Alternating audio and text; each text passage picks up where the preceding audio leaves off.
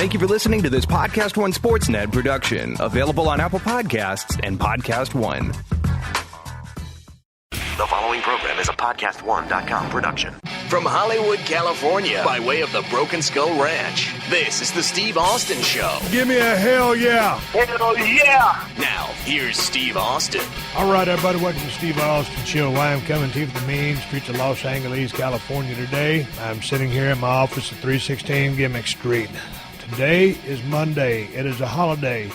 Reason it's a holiday is because it's Memorial Day. So right now, I would like to pay my respects and give honor to all of those folks who died while serving this country in the name of freedom for our country, fighting in our armed forces. So much respect, honor to all of you who served. Thank you for the freedom. Allow me to sit here in this chair and flap my gums on a microphone and do all the other things I do. You paid the ultimate price. Respect.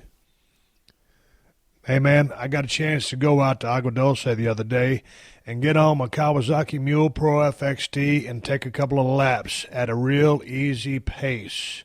Drove down there and got my mule, old Buck, out of the storage container, fired him right up, fired up, fuel-injected motor, battery life is good, and I got on that damn buggy and took a couple of laps around that property over there, and I just took it easy, riding at a snail's pace. Didn't want to jar my shoulder. I'm still on the mend from my shoulder surgery a couple of weeks ago, but it was good to get out there in the desert, out on that mountaintop, and see that place where we shoot the Broken Skull Challenge with all the obstacles not in place, and just ride around and getting the beauty of those mountains out there and getting some fresh air. I actually took me I didn't say a picnic lunch, but I had a lunch out there with me. I popped the tailgate on old Buck and put my food out there and my water, and had a little picnic out there, eating with Buck. I fired up my little Kawasaki KLX 450 and ran that thing for a while to charge the battery up on it. That being a motorcycle, there's no way I could ride that with my shoulder being in a sling and the horsepower that thing generates, but nonetheless, I was able to get out there and charge all the batteries to my equipment and put old Buck in the wind and get a little joyride. Didn't go crazy on him. But all the things for me are going good. The shoulder continues to come along real nicely. Range of motion exercises started, just moving my shoulder around. I'm not to lift it yet. They do all the work for me, and then they put the ice pack on there. So looking forward to making my comeback. I'm going to fire up that Survivor song, Eye of the Tiger. Y'all remember it from the Rocky movies. It's one of the most inspirational songs of all time. So I got that soundtrack riding. I got that soundtrack rolling on a loop inside my head as I make my comeback. Training with the left side of my body. I'm able to work legs now, and I'm doing cardio. So the kid is back in action. Couple more weeks, maybe a month or so before, 2 months before I can really use that right arm to do anything. But it's coming along nicely. I've gotten so many emails and questions about how I'm doing. The wing is doing just fine, and the kid is healing up, and I'll be back better than ever ASAP. Hey, man, I tell you what, I asked you guys to send in some stuff for me to watch, and y'all turned me on to Bloodline. I think last time I told you to watch something, I think I pronounced it plural and called it Bloodlines. Anyway, if you don't know, you should know. They just released Season 2, and I binge-watched the hell out of that Season 1. Last time I talked to you guys, I was on Episode 4.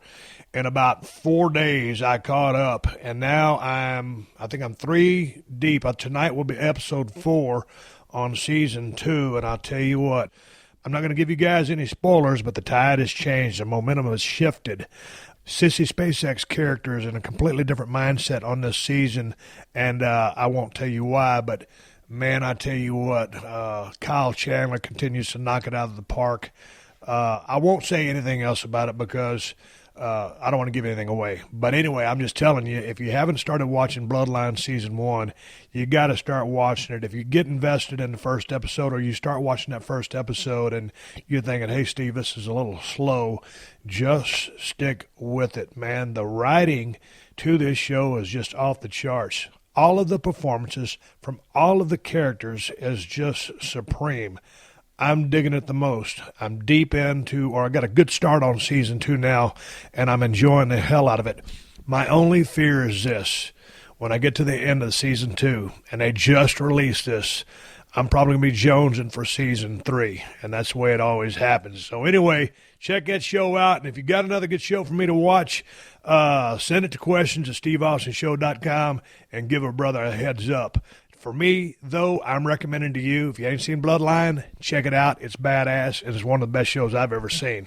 Anyway, hey, folks, I got a hell of a guest today for you that I really enjoyed talking to, and I've been looking forward to talking to this guy for a long time.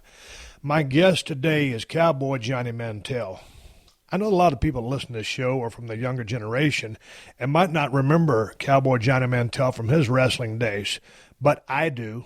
And I started talking with Johnny when I got inducted into the Professional Wrestling Hall of Fame. And every time he would call and check in on me to see if I was going to be able to make it to the ceremony or not in Wichita Falls, Texas, because of my shoulder, one thing would lead to another, and we just start talking about the business. So I said, man, I called old Johnny up, and I said, would you mind being on my podcast? I said, I would just love to talk to you and shoot the breeze, like two guys talking shop. I'm not sitting here with a bunch of notes in front of me. It's just conversation. And Cowboy Johnny Mantell had almost a 30-year run in the business. He was a highly respected veteran who held many championships. He was a pro's pro. And in doing my research, I knew that he had come across JBL, Bradshaw, one of the announcers. You know what? He used to be in the ring. You remember him from the Clothesline from Hell, and you see him on Monday Night Raw all the time. And just to check in on Johnny Mantell, because I knew he was an influence on JBL, I texted JBL and I said, hey, man, I'm talking to Johnny Mantell today. Did he help / influence your career? And JBL texted back, hey, Steve, yes. Worked with Johnny a lot. He usually was in a tag team with Black Bart, and Bart would always yell and complain, ribbing on the square about Duncan and me being so stiff, and Johnny would just be calm. He'd call us over and explain what could have been better. He was a really good heel and a great guy. Love him. We were awful, and Johnny never lost patience. He's a true pro.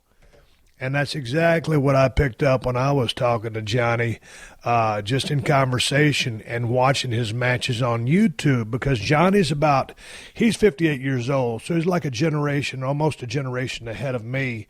And in talking to him, the guy's such a good storyteller. I just sit there and listen to the guy tell stories, and I just stay out of the way. He was a great guy to talk to. And we talk on this podcast for about an hour and 20 minutes, give or take. I'm going to do a part 2 next week. We had some technology problems in the beginning of this podcast. We were doing a video Skype, but his signal down there in Texas was a little weak. So then we went to audio Skype, and there's just a little bit of audio discombobulation, but I think we get it together for the most part, and we had to pick it up in a couple of places, but bear with me if there's any technical difficulties. I have not listened to the conversation back, but I enjoyed talking to Johnny about the Professional Wrestling Hall of Fame over there in Wichita Falls, of which he is the president. Just enjoyed talking with him about his career. And when we talk again for part 2, we'll get into how hot the Von Erichs were, some Andre the Giant stories, life on the road, how he kept his nose clean, so to speak, no pun intended, through all the years that he was in the business. You know, he'll have a good reason how he did stay clean, and he's going to explain that next week. And then we're going to get into some road stories and some more technical questions in part 2. But for now, sit back and enjoy this conversation between two veterans who have respect for each other. Sit here and shoot the breeze and talk about the game, the business, the life of professional wrestling. Before I get to Johnny Mantell, you know I got to take care of business, and I got one more thing to tell you about, and that is the resurrection of Jake the Snake, the documentary, is finally out on DVD on Blu-ray. That's right. The Jake the Snake documentary is out on DVD and Blu-ray. And this is the badass story about how Jake the Snake Roberts turned his life around. I don't know if I can say it. This is the badass story about how Jake the Snake turned his life around with the help of Diamond Dallas Page and DDP Yoga. If you haven't seen the documentary at one of the screenings that Dallas hosted last fall, you should still get the DVD because Dallas and his crew put a ton of extras in the DVD. Listen to this, folks. If you saw the original movie, on the DVD, there are over 20 bonus features, including commentary by Dallas, Jake Roberts, and director Steve Yu. Now, I've seen this documentary a few times now, and it gets me every time. It's one of the best documentaries I've ever seen, and I've gone on record in saying that. It's a badass, incredible story, and yes, it happens to be very, very true. And if you haven't seen it, then you need to. It ain't a wrestling documentary. This is one man's journey to turn his life around. And I tell you what, when you talk about turning his life around, this dude was so far down Bad Street USA, dire straits, whatever. But see him turn his life around, reconnect with his family, and restart his legendary career. If you ain't seen it, you need to, because if it does anything, it will inspire you to start living a healthier life yourself. And you can do that with DDP Yoga and the DDP Yoga Now app. Listen, Dallas has made it even easier for you to get on the DDP Yoga program. The app lets you do workouts right from your phone, wherever you are, whenever you want. And you can even access live workouts from the DDP Yoga Performance Center from the app. And, of course, it's loaded up with great nutrition tips, recipes, cooking demonstrations. Folks, if you need something to get you healthy, this is the ticket. And right now, you can get 3 free months of the DDP Yoga Now app when you buy the DDP Yoga program at ddpyoga.com/Austin. Folks, one more time, I'm telling you, Dallas is giving you guys everything you need, and he's giving you a special deal. Just go to ddpyoga.com/Austin to take advantage of it. As Dallas always says, all you have to do to start living a healthier life is commit to the program. And now, thanks to the app, committing became even easier. You can do DDP Yoga wherever you are, whenever you want. So get started now at ddpyoga.com/Austin.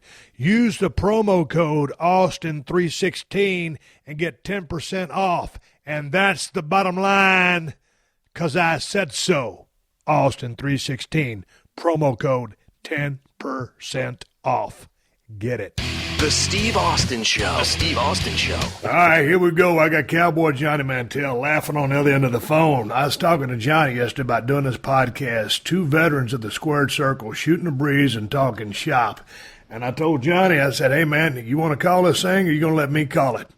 And normally the heel calls the match. And Johnny said, Steve, since it's your show, I'll let you call it. But if you get lost, I might chip in and guide you along the way. So anyway, I'm talking to a guy who had a hell of a run, got into business about 1976, got out of the business in about 2005. And we're not going to really cover an agenda type thing, a chronological. I think we'll probably take some chronological steps as we progress through his career, but talk about some of the steps along the way and talk about some of the nuances, some of the, we're not going to say trade secrets, just as far as working underneath the hood, because that's what Johnny did at one point in his career, and just the mechanics of a pro wrestler and some different personalities and characters that he crossed paths with. But anyway, without any further ado, my guest today, Cowboy Johnny Mantell, coming from, well, he's the pride of Montague County. Johnny, welcome to the show. How are you? I'm good. Thank you, Steve, for having me today. It's an honor to be on here with you and just to get to talk shop. Like I said, we mentioned, maybe we're just going to think we're hopping into a car after making Saturday TV in Shreveport, working in the Mid-South territory. And now we got to drive to Jackson, Mississippi. So we got about 3.5 or a 4-hour drive to kill. And so we're going to talk about everything that we talk about on one of those kind of trips. You got it. And we're going to talk about your career and some of the people you cross paths with and some of the dealings of the inner workings of a squared circle, because you, of all people, have almost damn near 3 decades in the business.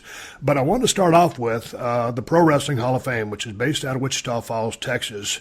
Are you still down there in Bowie in Montague County?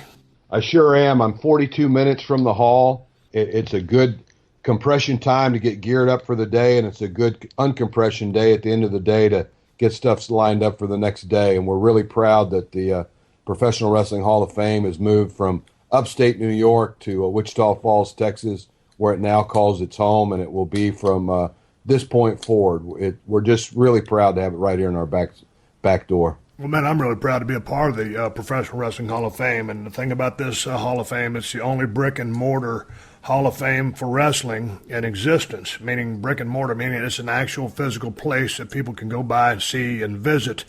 And Johnny, over the course of this year, by hook or by crook, and I don't know when it's going to be. Right now, as I said last week on the podcast, I really felt bad that I couldn't make it down there to be inducted into the Hall of Fame.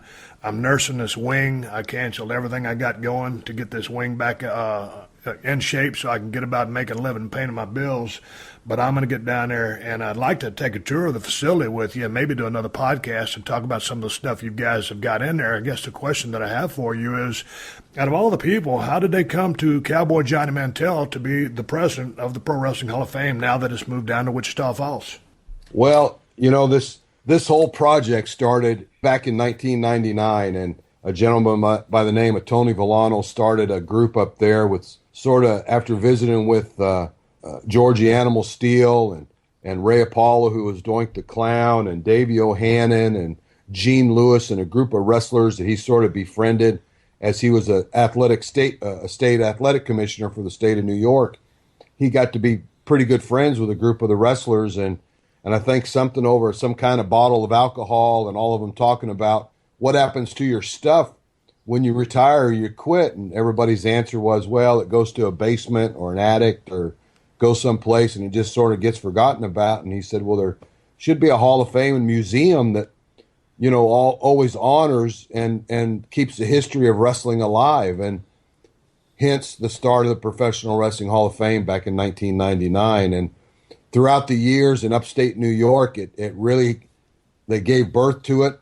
They taught it to crawl, and they got it walking in a pretty good pace, but they needed that next level. They needed a town and a city and a community that wanted to embrace it and sort of take ownership of it and make it get to that next level. And fortunately, about 2 years ago, the group in New York asked my wife and I to sort of search the middle of the country someplace so it could be more easily accessed by fans from around the country and the world. And so we looked and got around to different cities, and it just kept coming back to Wichita Falls that they wanted it. They needed something like this in their town. And the cities themselves, the city itself had their own TV station. So being in the Metroplex in Dallas-Fort Worth, you'd have to fight coverage time with the Rangers and the Mavs and the Cowboys and all their sports teams. And we've been very blessed in Wichita Falls. When we do something, the TV stations come out. They come out in full force to check us out and see what's going on. And it's really been a great experience, Steve, to be involved with it. Hey, man, how do people go about I know where Wichita Falls is, it's the northern part of Texas, but when is the Hall of Fame open, and how many people you guys get to go through there to see all the stuff that you've got together? Well, of course, we took advantage of WWE being in Texas this year for WrestleMania, so we got the museum open the week of WrestleMania. We had 1,007 people come through the doors the first week from 5 different countries and like 12 or 13 states. And it's been really good ever since then. We've had people coming through the doors every day. We're open Tuesday through Sunday, Tuesday, Wednesday, Thursday from 10 to 6, Friday and Saturdays from 10 to 7, and Sundays from 1 to 5. And we really want people to come and learn the history of professional wrestling. We have stuff that dates all the way back to the Civil War, and we have belts from the 20s, and we have outfits from all kinds of people in the hall being displayed as we speak. The thing I like about the Professional Wrestling Hall of Fame is the fact that it's not affiliated with any other organization or federation. Wrestling, otherwise, it stands independent. You guys have a board of directors. You got your voting committee. How do y'all go about selecting the individuals that go into each class? And I'll reference this 2016 class in the Pioneer era from 1865 to 42. Earl McCready and Joe Pazendak went in. International Division, Peter Maivia. Tag Team Division, the Blackjacks, Mulligan and Lanza. Lanza was so instrumental in my career in WWE. The Ladies Division, Leilani Kai. Man, those women really paid some heavy dues back in the day. Colleague Division, I guess more announcers type, Mean Gene Okerlund, who's fantastic. The television era from 43 to 84, Hans Schmidt and Greg Valentine. And the modern era, 85 to present, Sergeant Slaughter, the one and only, and myself, Steve Austin. How do you guys go about the voting process and selecting these inductees? First off, I just want to throw in there, too, we are a 501c3 nonprofit. We are run by a board of directors, and that board of directors has in their bylaws a set of sort of a blueprint on our ballot system, and that is we have a 3-person committee, a committee chair and two people underneath that committee chair that set the ballot, and they set that ballot through nominations that are mailed into the Hall of Fame during the year from families, friends, fans of people that they believe should be in the Hall of Fame. And then we also use a set of historians throughout the country that send in their recommendations through their research and their study into this sport. And this 3-person committee then sits down with all this information and creates a ballot. Once they create a ballot, the ballot is then sent to the board of directors for approval. Once the ballot is approved, then the ballot is mailed out to the voting committee. And the voting committee, right now, the numbers are somewhere in the 50s that we can mail ballots to. And when we get those ballots back, it's a month-long process. We mail them out. When we get them back in, the count's made. The official count is then sent to the board of directors where they make another count of the ballots to confirm it. And then we announce the inductees for the year. And it is a very challenging process.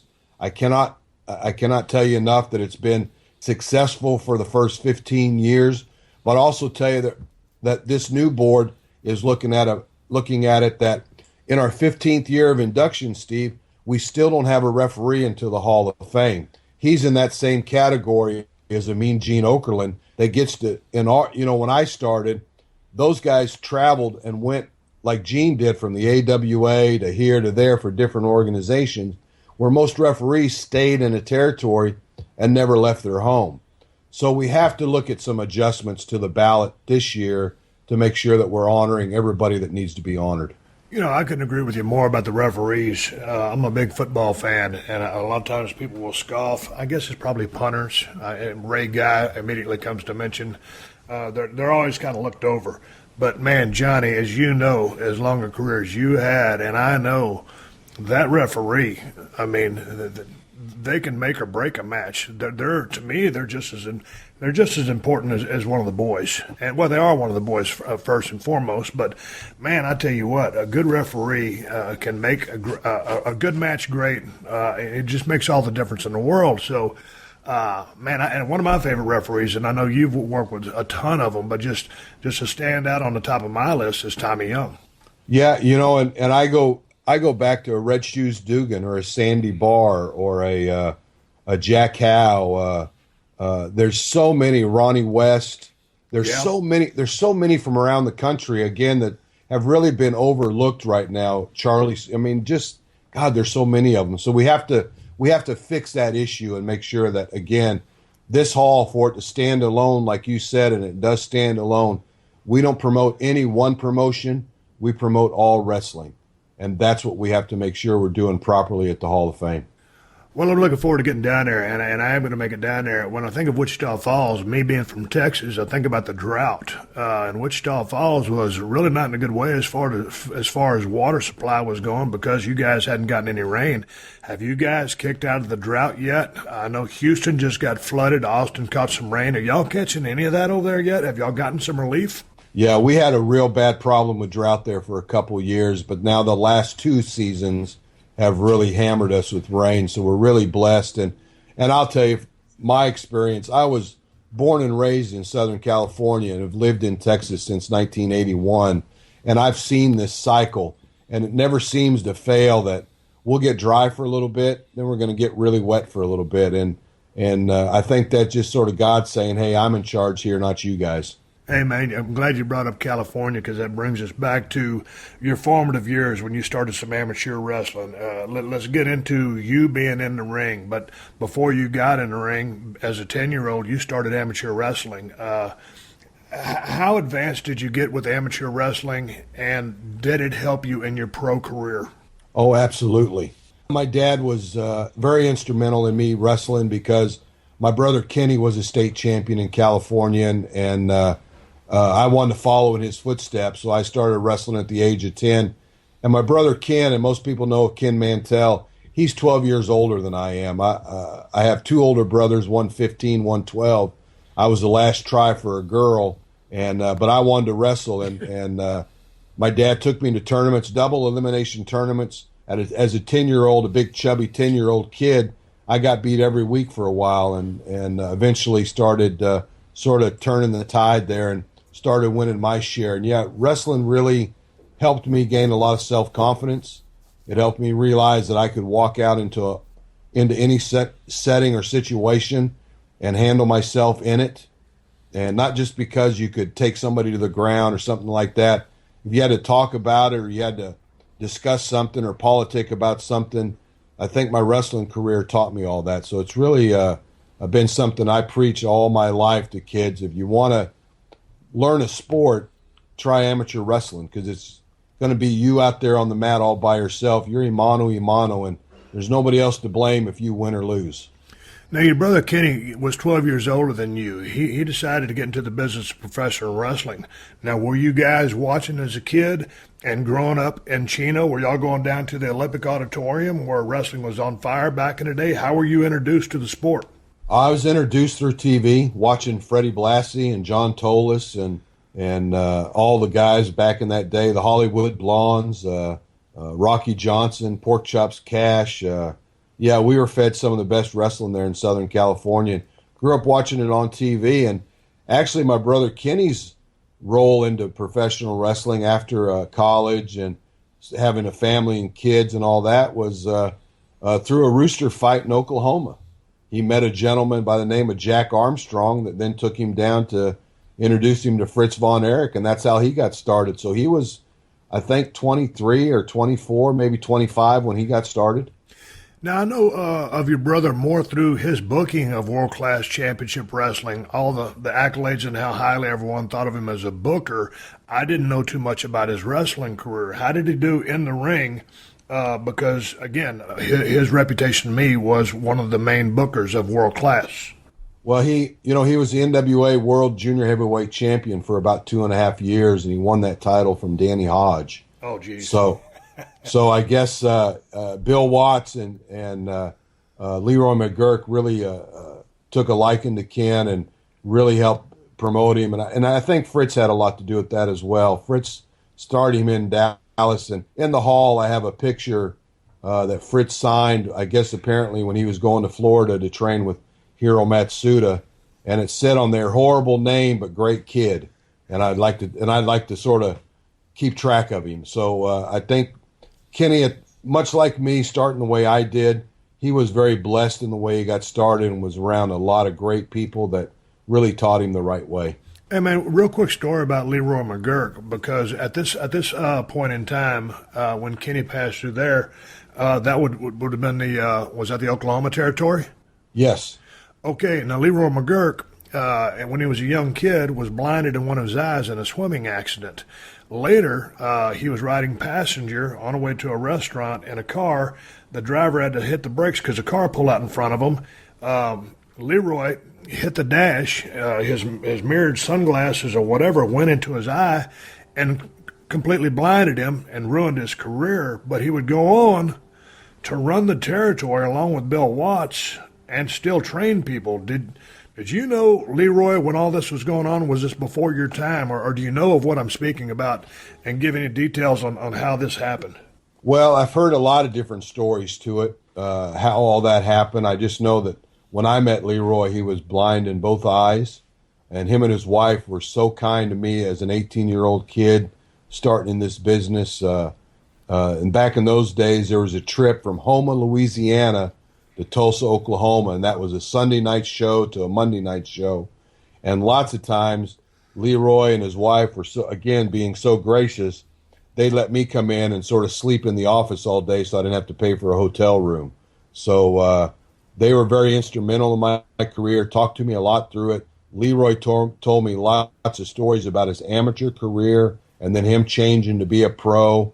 And then, he was so instrumental in making that NWA World Junior Heavyweight title mean a lot because he started traveling around the world with it.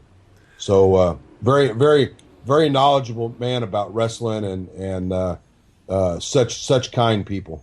When I watch your in-ring style, I never get a sense that you were an amateur wrestler from a shooter's aspect, because a lot of guys who come from the amateur ranks, or many guys, have that shooter mentality, and I don't think they're able to develop into a true pro style, and it hinders them. Do you understand what I'm saying? Yeah, I do. And I think maybe that's ego or competitiveness. I think, it's funny you say that to me, because when I was training and breaking in L.A., Dory Funk looked at me and he said, "Kid," he said, "you know how to wrestle. You keep wrestling in your business in the ring, and that'll make you different from everybody else." So I always tried to wrestle some, but I also wanted to be the true professional in the ring. So my style was my style, whether I was good, bad, ugly, or indifferent. My style was my style my entire career. Whether I was throwing candy to the kids or they were trying to throw beer on me, I tried to do the same thing every night in the ring that I did my entire career. Dude, who taught you how to wrestle in the ring from a pro-style standpoint? Who broke you in? Well, I was broken in Los Angeles, California by Leo Garibaldi, who would send me to the ring on Wednesdays and Fridays at the Olympic Auditorium with whoever was on the card and whoever's in the territory. So my first month in the business, the names that I'm going to read off to you right now are just because I was in the right place at the right time. And those guys were Butcher Vachon, Neil Gay, the Hangman, Ron Starr, Adrian Adonis, Chavo Mondo, Hector Guerrero, and even their matriarch of the family, Gory Guerrero, spent some time in and around the ring with me. Red Shoes Dugan, my brother Ken, Roddy Piper,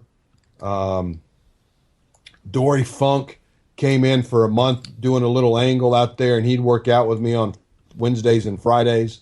And then after he left, Peter Maivia came out for 3 weeks, and he would come spend time with me. Tor Tanaka, Pedro Morales, John Tolis. The list, I could go for another 10 minutes, but those were the guys that got into the ring with me every Wednesday and Friday at the Olympic to help teach me some part of this business. And then, of course, all my trips I made with Roddy and him going to San Bernardino or Bakersfield an hour or two early before they opened the doors to work out with me were just invaluable time with Roddy Piper. How many years did Roddy get in before you that he was able to teach you? 3, 4, 5 years? Because y'all were similar in age. Yeah, he had been in the business about 5 years when I met him, 4 years, something like that. So I always looked at you as being a wrestler, pro wrestler, like you said, a technician, a guy who could wrestle. Did you model your style after anybody? Like Ric Flair influenced the beginning of my career because I was trying to be a guy who could wrestle. Not super scientific, but I was more wrestling braced. After I got dropped on my head, I turned into more of a brawler. So your style, was it always the same from start to finish? Was there an evolution, or was that what you were trying to be, the wrestler that you were, a technician, but a guy that could throw punches and have a brawl as well? Well, I think it goes back to the story of how I started in L.A., and I started out refereeing a few matches, and then Leo thought it was time for me to get a match in, so I had my first match in Bakersfield, California. Then I had 2 more matches, and he called me into his office, and he said, "Kid," he said, "we're going to have to change something with you. I got to put you under a mask. You're using your facial expressions too much. You're not doing stuff with your body." So from that point forward, I ordered a brand new pair of boots and new tights, and got a couple different jackets and a mask, and they booked me as Mr. USA for the rest of the time, I guess about a 4 or 5 month period. that I was finishing up my college classes. I worked under a mask then, and I worked against everybody that he had in the territory under that mask. And he said it was because I had to learn how to use my body in everything I did. So I really concentrated. You had to. Then you lost all facial expression. So then you had to really concentrate at an arm bar in your other hand, explaining to the people where it hurts. And there was a lot of education that went on during that time, and it was coming from Leo Garibaldi and Gory Guerrero, Chavo, Tora Tanaka. A lot of those older guys at that time, when I was starting, would pull me to the side and talk to me about what I did right and what I did wrong in the match. And again, I was just blessed, man. I was at the right place at the right time. What was the difference when you put the hood on? Did that give you a freedom or a sense of security because, hey, man, you were able to basically hide behind the mask and freed you up to use the body the way Garibaldi wanted you to? Yeah, I think so. I think it allowed me to explore stuff maybe I hadn't done before without that mask on. It maybe gave me a little alter ego of some type where maybe I thought I was bigger and badder than I was without the mask on. I don't know. I mean, the education, I cannot tell you enough about the education I got from the people that were around me that would say stuff to me. And then even to the point where they would, because again, in those days, there were no cell phones and no instant media or anything like that. You had to go home and watch it on tape if it was something being recorded and then come back and talk about it. So it was a longer process, but again, the guys that were around me at that time, Steve, were just remarkable in their teaching skills. And, I tell people all the time, one of my dearest friends in the business, I met him in California as a punk kid, as a Hollywood blonde, and then later got to hang out with him as a Freebird, but Buddy Roberts. And I tell people this all the time. If you needed to get a lesson in wrestling, you need to get it from a guy that could give you a PhD in it, and that was Buddy Roberts, because he could teach you those little nuances about the ring of when and why you have to do something, or when you have to back off, or when those kind of guys. And I was surrounded with them in L.A., just surrounded with them. So when you say when to back off, when you were under the hood as Mr. USA, were you working heel baby?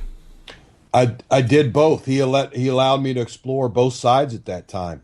Because, again, I pretty much worked with the roster up one side and down the other. Now, so you're a young guy in the business. Who was calling the match? The veterans. Gotcha. Which did you prefer over the course of your career? Under the mask, Mr. USA, you're working heel and baby. So it's a learning process, as basically every single match you ever have is a learning process. But once you got rooted in the business and established yourself as a name and a multi-champion, did you prefer working heel or did you prefer working baby? Oh, man. I enjoyed working babyface here in Dallas in the early 80s for Fritz. But I also really enjoyed my time as a heel in California under a mask again, but as a different character as the Hood in California in 1980. So, I really felt like I could do it either way. If I had to have a preference, I guess I liked being babyface better. But I think that kind of goes basically with your personality and your background and who you are as a man. Probably. What would you say? I always have my opinions on what a good babyface needs to get over, what a good heel needs to get over. From a veteran standpoint such as yours, what does a babyface need to get over? Well, they have to have, it's terrible to say this, but I think you have to have that it about you, whatever it may be. There's something that the fans gravitate to, whether they hate you or like you. There's just something about it. And with the right kind of push from the TV side of it, I think you could get a broomstick over. If it was done the right way. You just have to have, there's something about that it factor that I don't know that, and when I say that, it's sort of a funny story to say today, but one time in Dallas in the mid-'80s, and of course my position in the Dallas territory in the mid-'80s was Fritz brought me into a meeting and said, look, I want you to be the guy that when somebody comes into town, when they beat you, they finally get to wrestle one of my boys. And that's sort of how they kept me throughout the Dallas days. And I'll never forget one night in Fort Worth after I'd put somebody over out in the ring, Kevin walked up to him and he said, can I ask you a question? And I said, sure, man, what's up?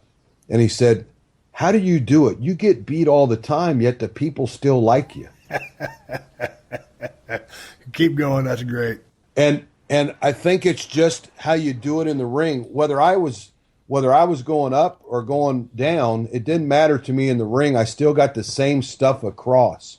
Because when I broke into the business, if you went out there and just beat somebody like they were a piece of crap, it didn't make you much better because all you were doing was beating a piece of crap. But if you went out there and made your opponent look like you had a real opponent and it was a fight and a struggle out there, whether you got beat or whether you won, both guys got their stuff over. And I think that's the real trick to this business. You know, it is teamwork, and it is both people. And I understand there's times where you have to make somebody bigger than life, but they're only bigger than life for that moment. The rest of the time, they got to live in this life too. And I just think I was very fortunate, man. Again, I was in the right places at the right time. But also, and I think when you say the it factor or the X factor, whatever you want to call it, and I think that's more kind of on the star making end of that. But as a babyface, you had it. But here's the things I noticed about you as a babyface worker: tremendous fire and a great lockup, and you a great seller. You sold with your body, your face. I love, and I'm going to recommend a couple of your matches at the end of this podcast. One of the matches with Gino. There's another match with another guy, but a lot of times, guys will go for that first cover, and they'll, the guy on the bottom, the babyface, say, we'll wait for that 2 or that 2 and 3 quarter count early on in the match. A lot of the things I liked about you, you'd kick out before the referee even got down, or you'd kick out on 1 count. The guy hadn't worn your gas gauge down enough, so you had that fire, you kicked out, you had a sense of urgency, and you would sell. And so I invested in your character. You made me care about you. You weren't bulletproof. You weren't built like a Greek god. Another thing I liked about you, had great lockups. And a lockup is everything, but also, if there's a break in the action or if that heel took a powder or whatever was the opening part of that match where you guys started the story, I mean, you'd back off. You'd have that footwork. There was an energy about you. You weren't rushing. At this time, you were probably a 6-year vet by the time I'm watching your stuff down in Dallas.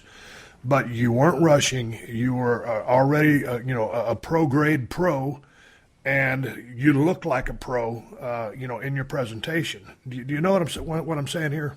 Yeah, and, I got to give credit to some other people because that first summer that I was in the business, that school ended and I was going to come back here to work, Kenny took me down to introduce me to Fritz, and this is the summer of '76, and I meet Fritz in his office at the Sportatorium, and he tells Kenny, he says, absolutely. Again, no cell phones, any quick communication back in that day.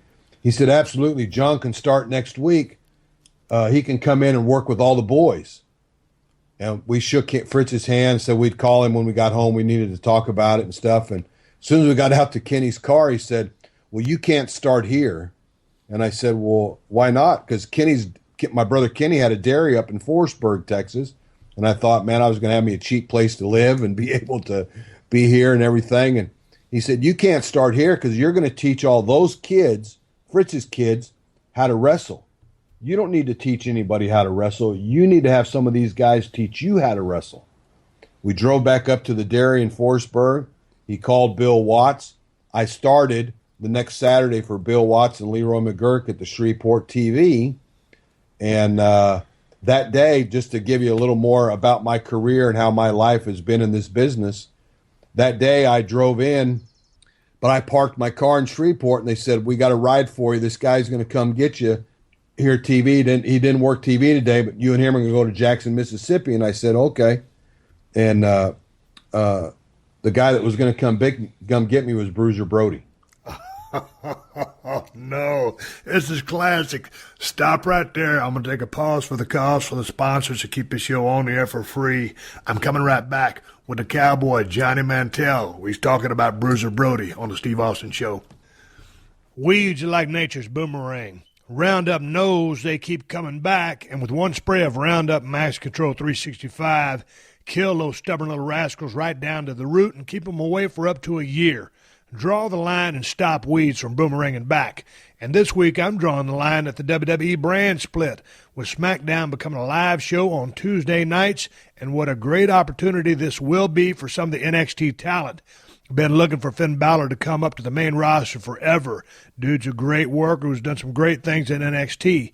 Maybe this will be his chance to work the big stage. And Bayley, the NXT Women's Champ, who's had some great matches with Sasha Banks, who is very, very marketable. She's a hugger, and I would love to see her on the big stage as well. So I'm drawing the line at the WWE brand split and how this could be a great opportunity to see more rising stars on the main roster at WWE. And Roundup's drawing the line at weeds.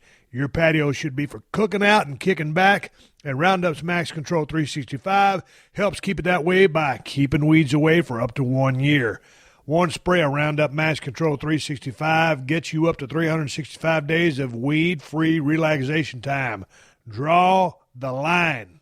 All right, I'm back with Johnny Mantell. He mentioned the name Bruiser Brody, and Bruiser's coming to pick you up. I got to hear this. How was your first meeting with Bruiser Brody? I said to Grizzly Smith, I said, well, how do I know it's him? He says, oh, you'll know it's him when he gets here. He'll be in a white 240Z. I said, okay. So I'm sitting out in front of the TV station. I believe it was Channel 12 in those days in Shreveport. Sitting out in front of the station with my bag, waiting on somebody to come get me. And here comes this white 240Z, and this body like unfolds out of this car. And I look at him and I go, wow, yeah, I'll know it's him, all right. And we made an acquaintance, man, that we were friends the rest of his life, and a dear, dear friend of mine.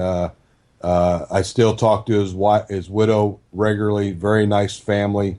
Frank was so kind to me, and to be honest with you, I had 3 or 4 chances after he passed away. They called and wanted me to help with the book and do stuff in Puerto Rico, and I've never gone back to that country since Frank died there. How was it traveling with him on the road? And I'm surprised, I mean, to my listeners, the 240Z was a very famous Datsun Nissan car, which would be the 260, the 280, turned into the 300. But that 240Z was way back in the day. It reminds me of traveling down the road with my Honda CRX, not as sexy as the 240Z, with 6'11" Kevin Nash. What did you learn from Brody? Because I was talking to Skandar Akbar a long time ago, and Brody had just come into the Dallas territory. And you know Skandar, we'll get some stories about him, I'm sure. He was wonderful to me. He took me under his wing, and Bruiser Brody, as you know, his real name was Frank Goodish. So he asked Frank, he goes, how you doing? And Bruiser says, well, I'm doing okay. And Skandar says, you saving any money?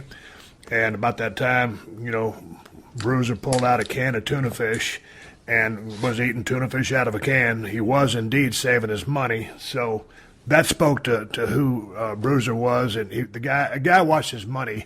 But he was a really smart guy, and through his presentation or the way he conducted himself in a ring, you knew he could work his ass off. You knew he was a badass. You might not know he's a great guy or that he's highly intelligent. He was. From my research, I've come to know this. What did you pick up from Bruiser? Well, he probably taught me some of the greatest lessons I needed to learn about this business, and he probably made me a little more sometimes difficult to work with or for, because he told me when I very first met him and he watched me wrestle and we traveled, made this loop together, and we got all this private time again in a car to talk. He always told me, he said, Johnny said, you're a real wrestler. You can go out there and wrestle all night long. Protect yourself and protect this business. Don't let anybody abuse you because they think they need to. If somebody's going to beat you, they need to work for it. If somebody's going to do something to you, they need to work for it because you've worked hard at what you're doing. Believe in yourself and believe what you're doing and get out there and get the job done. And so to go full circle with that story, later on, because again, I met him at 18, and then later on here in the Dallas territory, now flash forward, my brother Kenny's booking. Well, anytime Frank and I would get together, the first thing he'd do, and he'd put his fingers up and put them in a cross, and he says, I have to exercise you in case any of your brother's problems are with you. Because again, as you've studied Frank's career, he didn't put up with a lot of crap from people, and he came in to draw money. I mean, that's what he came in to do. And he had his thinking of ways to do it, and of course, bookers and promoters had their thinking and ways to do it. So there was always a clash right there. But Frank and I always got along. We didn't talk a lot about, especially when Kenny was booking, we didn't talk a lot about that. We talked more about our kid or our kids or what was going on in our lives. And he always talked about investing properly and trying to put your money into something that you can always get to it, but it's always there for you to have too. And he was just really a great educational piece during out my career. Hey, what was the story here I'm reading on the internet? Did you get taken as somewhat of a prima donna at one point in your career? Yeah. You don't do that. I mean, here's the thing. Johnny and I started. Well, no, I got to bring it up. So, what was the prima donna story? Because in knowing you're so down home and country and about family, I don't see how you would ever get taken as being a prima donna. Well, I think there for a little while, I made a deal in Japan, and I was going 2 to 3 times a year to Japan, and was making that money. And as the territory started sort of closing down, and there wasn't as much work, and independents were opening up, they would call and want to book me, and I would, I'd always say, again, my learnings from to different guys throughout my career that taught me so much. I'd always ask, well, what are we doing? Who am I working with? What's the pay? And there would be lots of times where after I got all those questions answered, I would say, no, it's okay. I'll just stay home and take care of my stuff here. And so there for a little while, some of these promoters sort of felt like I was being a prima donna because I just didn't want to come in and work a card. I felt like, again, my dad and I had a thoroughbred racehorse farm. I was breeding, at the farm we were breeding 30, 40 mares a year, and we were galloping horses every day on a training track. And there was just a lot of activities going on, and I'd be gone for 5 to 6 weeks at a time to Japan. And when I got back home, I enjoyed being at home. I enjoyed being at the farm.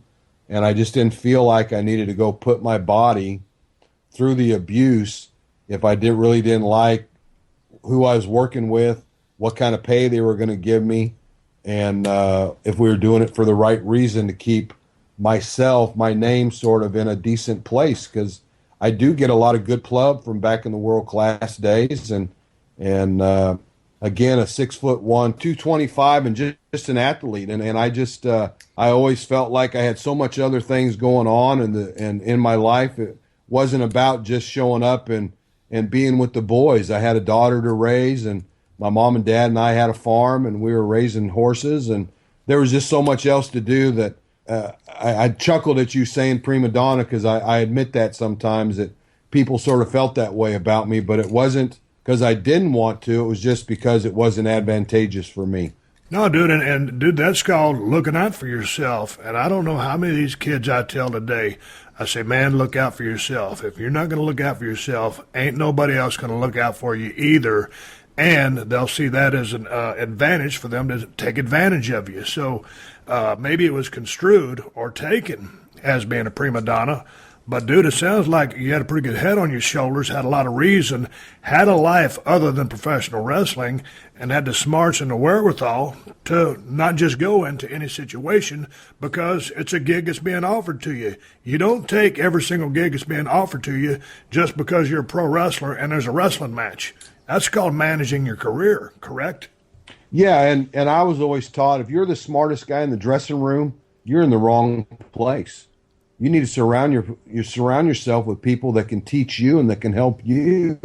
If if you go to, and I know some of these independent shows of today because I've attended a few of them, sometimes I wonder who's really thinking about how and what they're doing. No chance of winning. They have no chance of it because they're out there with somebody that's not smarter than they are.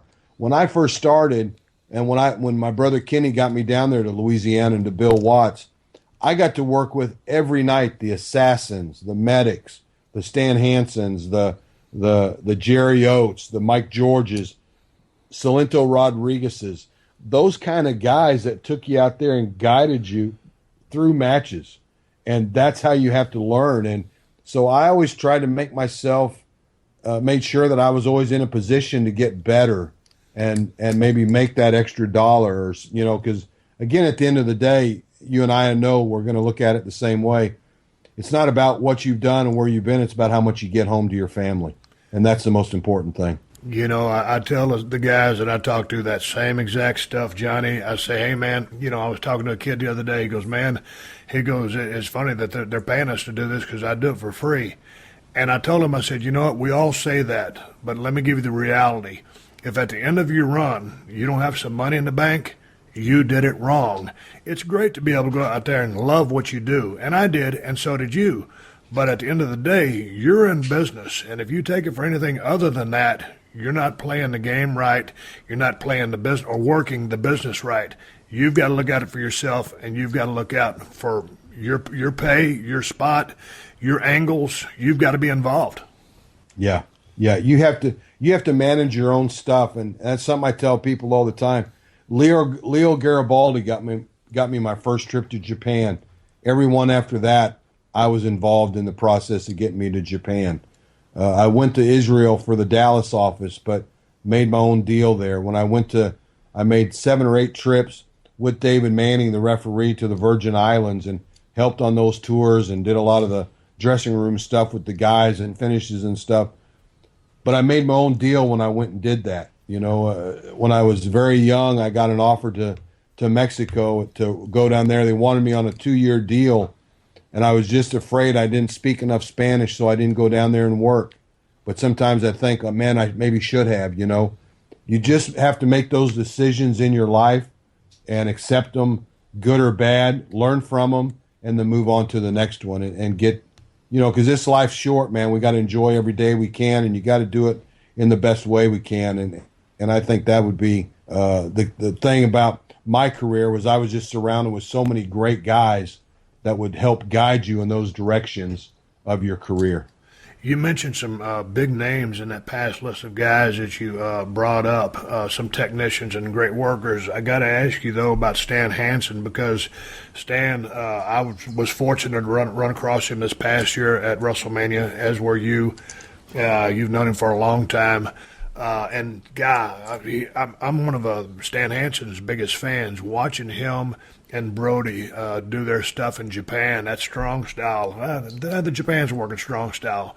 Hansen was working stiff, and god dang it, I just loved it. So my question to you is, knowing that he knew you, probably liked you, surely he wasn't as stiff with you and stateside as it would become in Japan, or am I wrong? Well, my introduction to Stan Hansen, again, was at 18 years old, and Bill Watts and Leroy had decided they were going to give me this little 5-minute spot my first summer in the business wrestling as Johnny Boyd on Mid-South TV. I had this little spot where I would compare an amateur move to a pro move every week on TV. And about 3 or 4 weeks in, my move of the week is a fireman's carry. The difference between an amateur's fireman's carry, which is rolling through on the hip, and a pro one that's on one knee and up and over the top. That was my little segment at the start of this show. Well, my match on that TV was with the lariat Stan Hansen. So Grizz and Bill Watts says, this is what we want you guys to do. Stan, we want him to fireman carry you as many times as he can. When you're tired of it, you need to give him the lariat.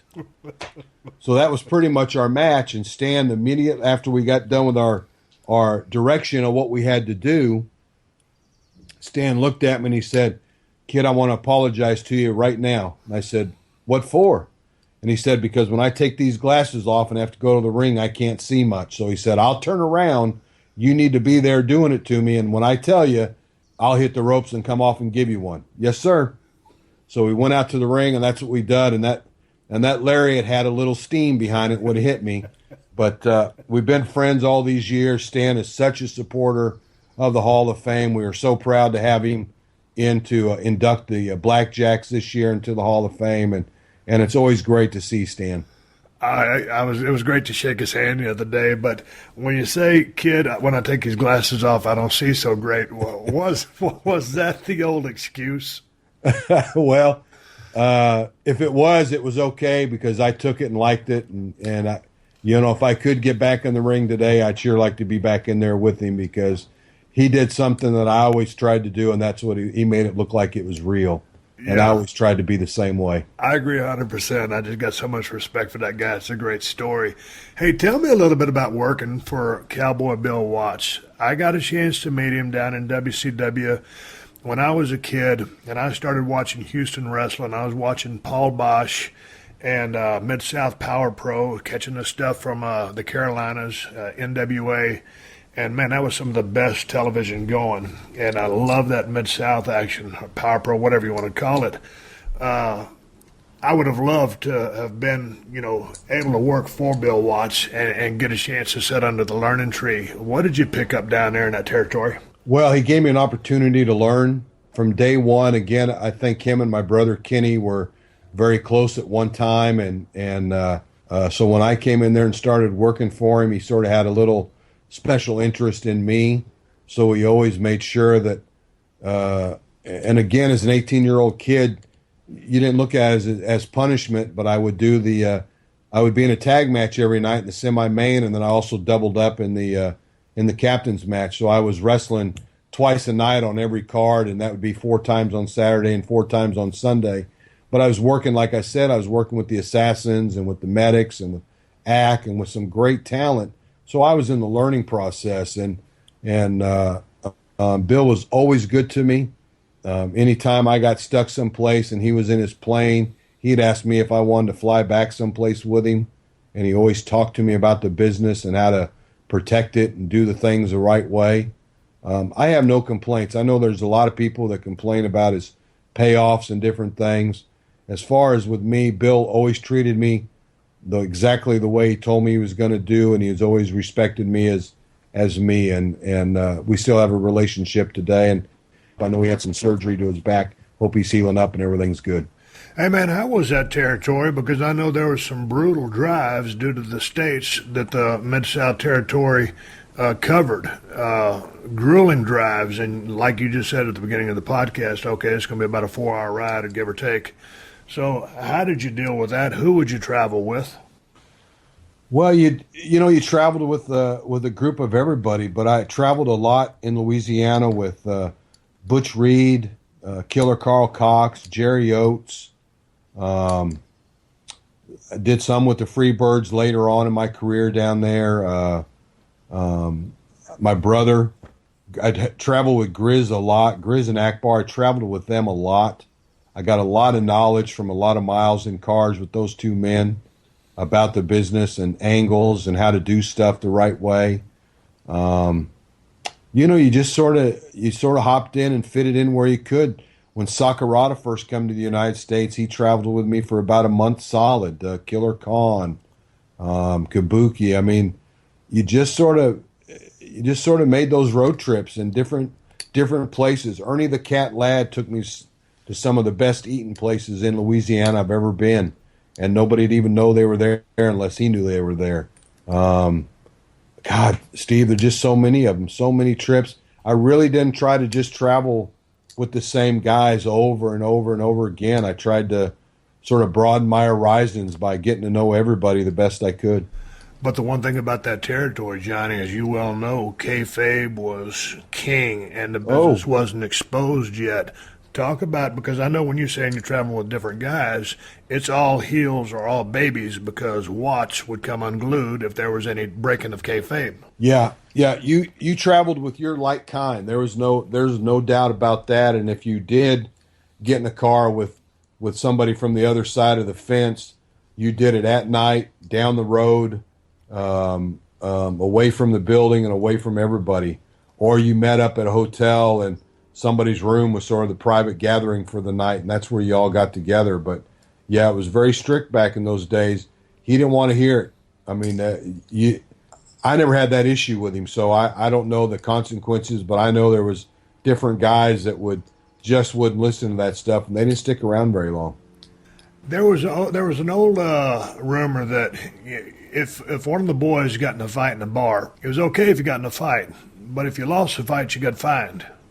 Yeah. To like a regular, if you got in a fight with a fan / mark, someone other than the business. Any truth to that? Well, again, I heard stories about that stuff, but I tried to stay away from all that trouble things. You know, when I first broke into the business, Don Fargo, the Fargo brothers were down there, and to be honest with you, they sort of intimidated me and scared me because of some of the stuff everybody said they would do and the way they would act and do stuff. So I tried to stay pretty far away, and later on in life, I got to know Don very well, and such a sweetheart of a guy, and they were wild at that time. And, you know, you just, you sort of picked your spots. And again, I tried to always represent myself, my mom and dad, and my family to the best of my ability. What was your favorite period of your career? I know there were so many of them, and you lasted so long. But was it the heyday of world class? Was it working with Watts? Was it going to Japan?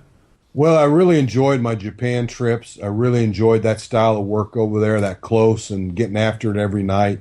I really enjoyed that. I enjoyed my year out in L.A. under the mask as the Hood. I got to have so many fun matches and with different guys and being on top out there. Wrestling the best that came through. They teamed me up with Don Jardine for a while, Ron Starr. I really enjoyed my time in L.A., but the early 80s here in Dallas, we were rock stars, man. I mean, that's just point blank. That's how we were. Everybody knew who we were. You went into some place, they had a table for you. We were rock stars in those days, and well deserved because the TV was so strong and so over. Man, I came in on the back end of that when I broke in 1989, but I was playing college football at North Texas State in 86, 87, so I was coming there. But really the heyday was prior to that. And you got there, give or take, around 1980? Yeah, I moved to Texas full-time in 1981. I started for Fritz in 82. Up till then, I would be in and out for Bill Watts and Leroy in Louisiana, and I'd gone to Portland in California, and again making my trips to Japan every year. And I spent a year in Jackson, Mississippi, when George Calkin pulled away from Bill Watts in 1978, and I worked there as Johnny Mantell for a year for him under an AWA label, and Nick Bockwinkel was the champion. So I got, I was so again. And I know I keep sounding like a broken record, but I was so diverse in my education in this business because I got to be around so many different people during my early time in this business. I had 4 years I wrestled 350 matches plus. So with that kind of education, it's really hard to pick out a period of time. But my Dallas days are so memorable because I was here and the territory was so hot, and it was sort of the changing of the time, so that was very memorable to me. But I really enjoyed my time in L.A. as the Hood as well. Man, I'll get back to those Dallas days here in a minute, but when you got in and all the guys that you mentioned were teaching you the ropes, working with you in the ring, you had your amateur background. I've always looked at Kurt Angle as being the guy that came from an amateur background to pick up the pro style faster than anybody I've ever seen in my career. But it sounds like you were pretty much a natural to it. How long did it take you till you felt comfortable in the ring, whether you're working heel or baby, mechanically proficient, and then the psychology to back that up? Well, I guess after my stay in Mississippi for George Calkin, and I was a babyface the whole time there. After my stay there, I got to go to Portland, Oregon, and work for Don Owens. And I went up there with the intent of being a heel up there. And again, the crew I was with, was just remarkable. I mean, when I got there, it was Piper and Ed Wiskowski, Buddy Rose, Ron Starr and Adrian Adonis. Rick Martel was coming in and out. Jesse Ventura was coming in and out. Dutch Savage, Stan Stasiak, Gene Kaninsky. Don Leo Jonathan. It was just unbelievable. And I went up there to be a heel, and they turned me baby up there. And that's really when I really felt like I was getting my groove on. I was getting I could call it from either side of the fence. I was really starting to understand the promotion end from the interviews to the talking about the town, to paper in the towns, to I was really getting sort of my mojo in there in Portland, Oregon. And then I got to go to LA and work for Mike LaBelle again under the mask. So it was that 79, 80 time frame is when I really was starting to feel very comfortable about being in the ring. And I knew no matter where I was at, I knew where I was at. So it was during those times when I really felt that real comfortable time in the ring. Hey, it was a few years until when I first started in Chris Adams' camp there in Dallas, I was not a fast learner. I didn't have an amateur background. We didn't have any of that stuff in South Texas when I was a kid growing up. I would have loved to have taken it had it been available because I really like the individual sports. I like the team sports too, but I like the individual sports. So it took me a while to catch on. I wasn't a natural. It took me a lot of repetition, and I think you'll agree. You can work out with the guys, but it's on-the-job training. It's working in front of that crowd time after time after time, getting your chops up. And it was a couple years in the business that I realized that you're out there, and it's a very serious thing that you're trying to do, have a match, but you're supposed to actually be having fun while you're out there. And after 4 or 5 years in the business, me being very serious-minded because I didn't know you could relax. But when I started relaxing, because I had learned the business at hand was still serious, but I was actually out there enjoying myself with the person that I was working with, and sometimes being able to have a word or two, but entertain the folks. And by the time you got out of the ring, reflect on it and just think about how fun it was. Where at first I was very task-oriented. Go out there, have a wrestling match, and get out. It's serious business. There's no room for fun. You mentioned a couple of stories before we got on the Skype, and we're talking about when you were wearing the hood. You got a chance to have some fun with some guys. What were you doing underneath the hood? Well, Chavo Guerrero designed the mask that I used as the hood. Later on, Tom Jones used it as Mr. Ebony here in Dallas. But the mask itself had a screen put over my mouth and over my eyes so the fans couldn't see anything going on underneath that mask. So because I'd gotten relaxed in the ring, I was really starting to, like I said, sort of get my groove in the ring and getting knowing what I was doing. I had a lot of fun in LA because the fans or nobody could see my lips move. So working with Chavo or working with Tom Pritchard or working with those guys out there, I could say little things to them and try to make them crack up or try to lighten the moment up a little bit. I'd say something to Red Shoes Dugan and get his attention. I just really enjoyed that time. And again, I think it was because I was getting so relaxed in there, understanding what I was supposed to do. And then, like you said, now it turned into fun. It took that stress and that pressure off you where you could really enjoy it.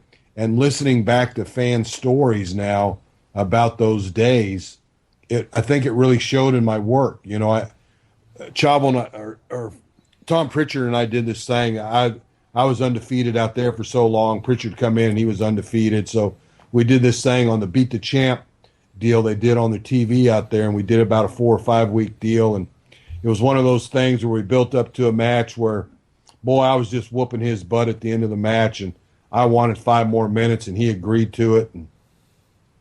And so I went back to whooping on him, but something changed the tide. And now at the end of this 5 minutes, he's just whooping my tail and chasing me all over the place. And the bell rings, and now he's asking for 5 more minutes. And the referee and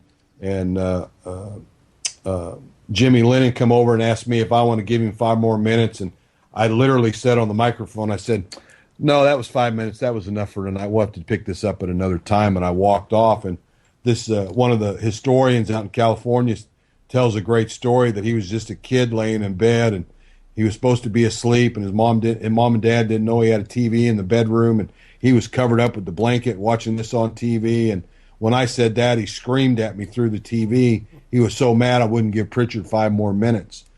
And I really think that I was really catching on at that time and feeling comfortable in the ring, where it really improved my work because of those fun things. I'd whisper little things in people's ears and try to get them to laugh, or I'd get maybe working with a young baby, I'd try to get him to relax a little bit and shake one leg and then the other and really start his comeback. So I really was feeling comfortable at that time in my skin. And again, I don't know if it was because behind that mask it gave me even more confidence. Maybe it was, but I just really was feeling comfortable in the business at that time. The story about working with Stan Hansen, when he says, hey, you're going to feel that lariat, and you did. Talk about receipts in the business. I was always a pretty patient guy. If a guy was going to be a little bit on the well, first of all, I love working snug. I wouldn't call it strong style. I just say snug. And a lot of people complained about my comeback punches, but man, I was in it, and I wasn't trying to kill anybody. But there were some bruises and black eyes every here and there, every now and then. But I meant well. On the receiving end of some stiff action, Johnny, and needing to send a receipt, how forgiving were you? Because, again, you're trying to take care of you. You've got business to take care of. You've got a head on your shoulder. How patient were you, and would you send a receipt? I didn't send very many through the years. There was a few times in Japan where we had to get to the ground. I guess, one of the biggest parts of my life, I guess, was here in the early 80s, and it was with your mentor, Chris Adams, and I tell this story a lot to people, but Chris had just come into the Dallas territory, and we were going to work a match in Fort Worth, and I have a lot of fans come up to me still to today and tell me that it's one of the greatest matches they've ever seen. It's on YouTube someplace, but anyway, long story short, Kenny, my brother Kenny, was doing the booking, and Bronco Lubitsch and, of course, David Manning were helping and doing parts of it. And they brought us in, and they said, Kenny said to Chris and I said, I need you guys to go 15-minute Broadway. And Chris said, well, Kenny, I think I need to beat him, in his English accent as he said it. And I sort of looked at Chris for him saying that, and then I looked back at Kenny, and Kenny looked at him and he said, I need you guys to go 15 minutes Broadway tonight. That's what I need. So we went to the ring to do that 15 minutes, and of course, Mr. Adams wasn't very happy about it. So when we got in the ring, there was some educational moments during the first little bit of that match, and we got through the 15-minute Broadway, and we both had a few red spots and mat burns on us, but he had a few more than I did. If I'm not mistaken, I saw part of that match, and I believe he was wearing gold trunks at the time, and it ended with an attempted sunset flip. And then Bronco Lubitsch was refereeing that match, correct? Yes, sir. Yeah, I believe I saw part of that. He didn't look too happy. I mean, and I know Chris, and I'll have that business face on. I'll have to go back and rewatch that. He was a great instructor for me when I went to the wrestling school. And there were 25 or 30 of us in the class, and we were, going to the school after the Saturday morning television taping. There was one ring. There's a limited amount of space in that ring, as you can well imagine. You've been there. So the training was what it was. I was there for 5 months, and then I came out onto my own. The thing I appreciated about Chris, as far as his feud with me, which helped propel me to win 1990 Rookie of the Year, the only reason I won it was because I was in a high-profile angle with a high-profile guy coming out of world class. Now, we would usually work the semi-main or maybe a match before that. Maybe every now and then we were the main on a house show or something.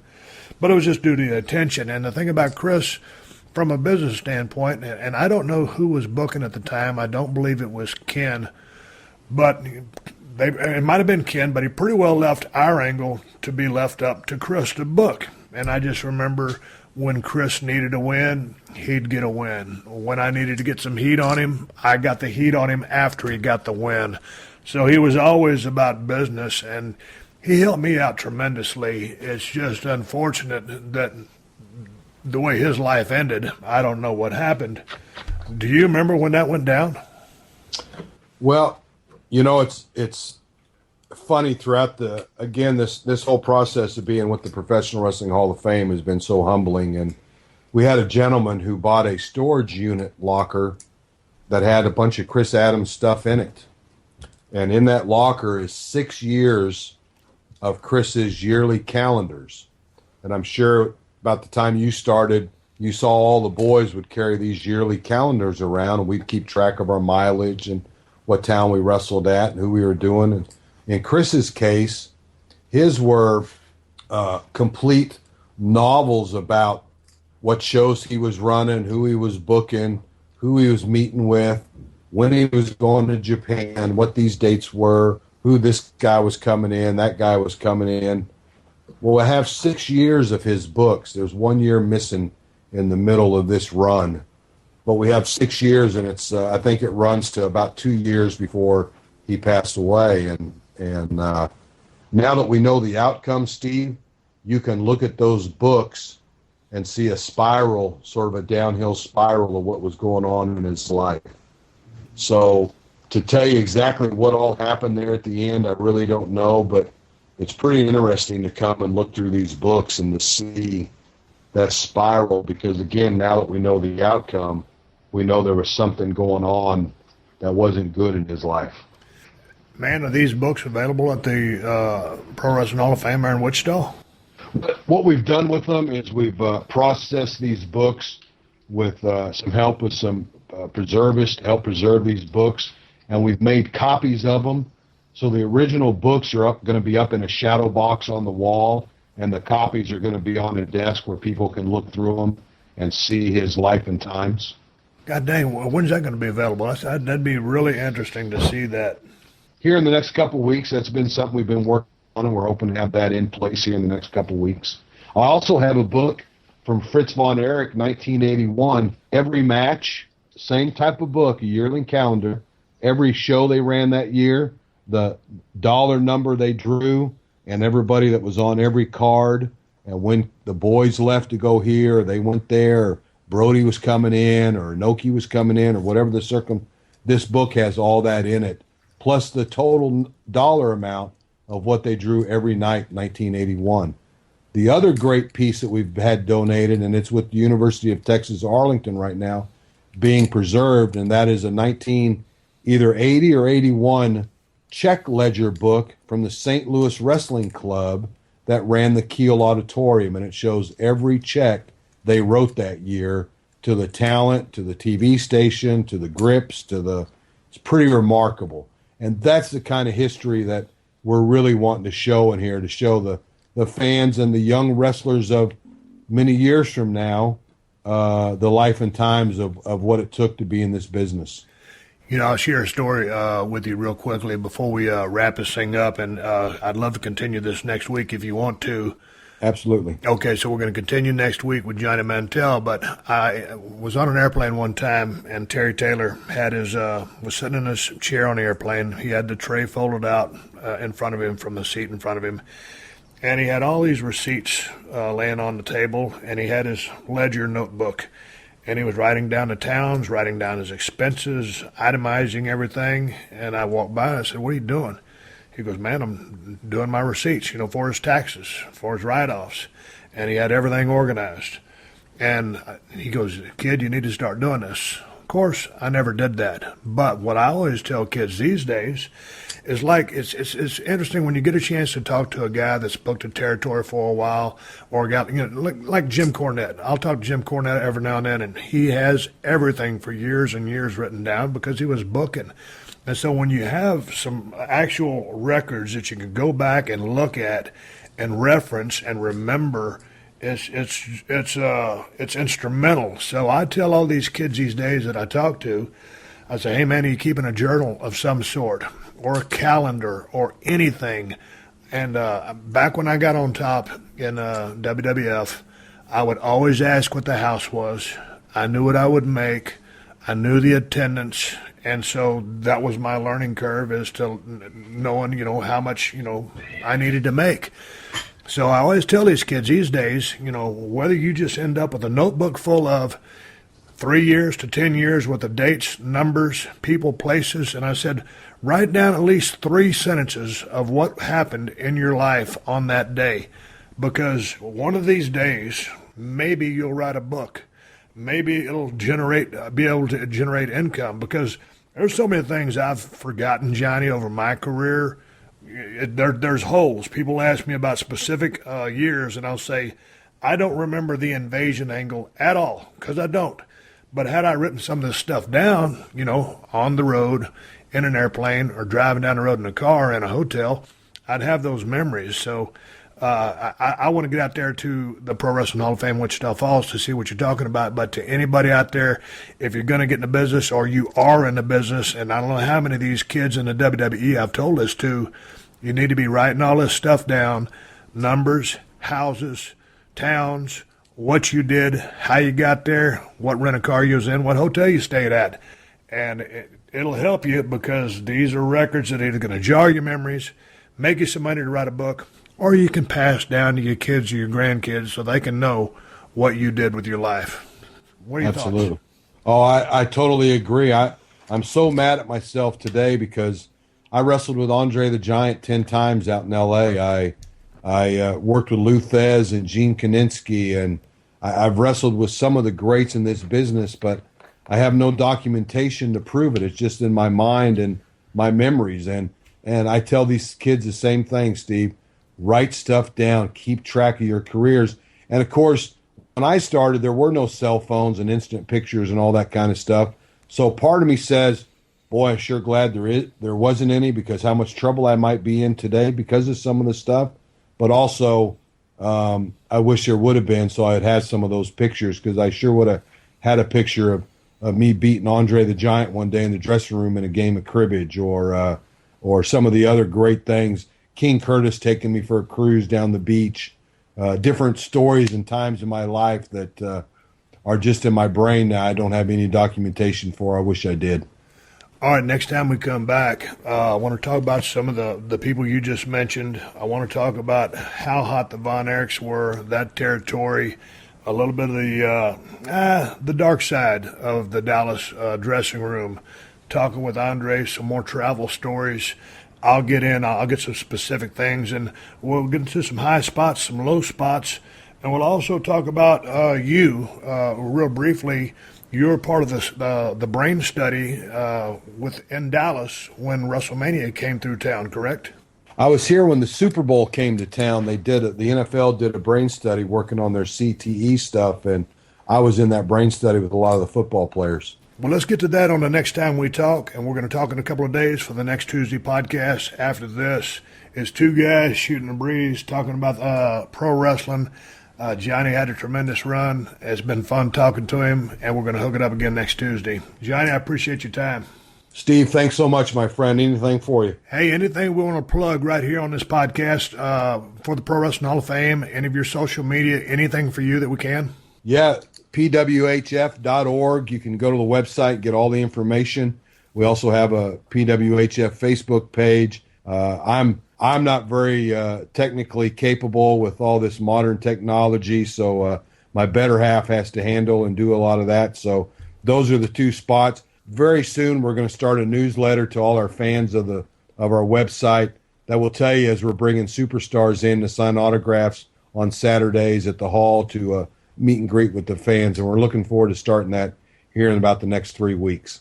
All right, Johnny, I look forward to talking to you next week. God bless, Steve. Have a great one, man. Take care of that arm. All right, everybody, give me the go-home cue. It's time to wrap up his podcast and ride off in the sunset. I want to thank my guest, Cowboy Johnny Mantell, for giving me a couple of hours of his time this morning. He's going to be back next week. We're going to talk about Tales from the Road, Von Erichs, dealing with being on the road, life on the road, Andre the Giant. It's going to get better. I'm talking with a man who's been around the world a couple of times, and I'm having a good time talking to him. If you want to see a couple of Johnny Mantell matches, go to YouTube and just type in Cowboy Johnny Mantell. There'll be that video of him with Chris Adams. You'll catch that match in progress. There's a match with him and Gino Hernandez. There's one other match. I forgot his opponent. But watch Johnny Mantell's mechanics. Watch his fire. Watch the way he sells. Watch him kick out on those early covers. Watch the comeback. Watch the pacing. Never in a rush. The guy was a pro's pro. So anyway, dig some Johnny Mantell on YouTube, and you'll see the guy that I'm talking about. Again, my younger generation might not have heard of Cowboy Johnny Mantell, but I have, and I've been around him and have seen his work for a long time. It's great to talk to him. Anyway, we're looking forward to talking more with Johnny Mantell and the Pro Wrestling Hall of Fame and all the other business that he's taking care of right now. Hey, folks, I'm going to wrap this podcast up real fast. All the T-shirts that I have, the pocket knife that I have, the Broken Skull IPA beer that I have. If you want any of that, just go to BrokenSkullRanch.com. There's a link for everything Steve Austin related. I want to say thank you guys very much for spreading the word about this podcast, because if it wasn't for you guys, this thing wouldn't be all over the world like it is. As of right now, this podcast ain't just nationwide. It's just not here in the United States and a big following in the UK. It's worldwide, all over the globe. Why? Because y'all are spreading the word. So thank you guys very much for telling your friends about it, and thank you very much for supporting the sponsors of the Steve Austin Podcast, because if I didn't have the sponsors, if I didn't have you guys, I couldn't do this for you for free twice a week. I want to give a big shout-out to DDP Yoga and the DDP Yoga Now app. Use promo code Austin316 right now for 10% off the Jake the Snake DVD. I want to give a shout-out to Scott's Roundup, and, of course, a big thank you to Amazon, who've been supporting this podcast since day one.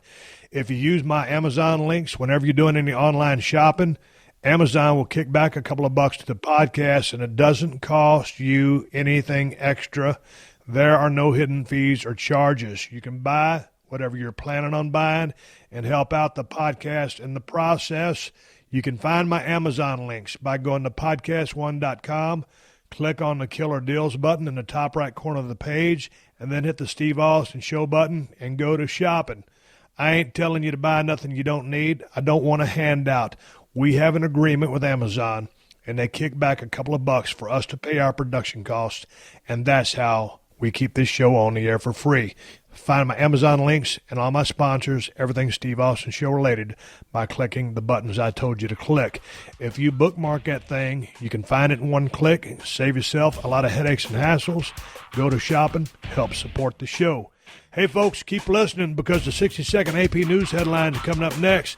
And until next time, I'm coming back with an OMCF for Thursday.